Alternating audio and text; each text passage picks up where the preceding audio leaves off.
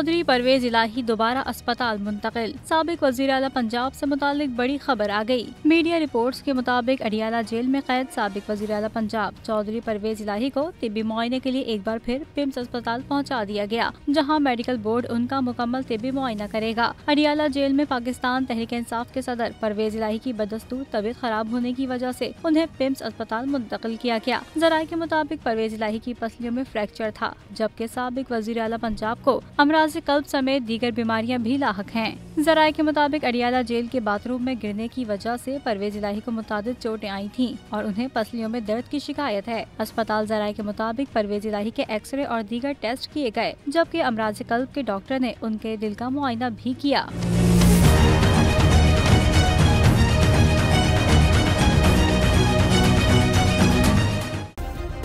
Subscribe करें और bell दबाएं ताकि कोई खबर रह न जाए।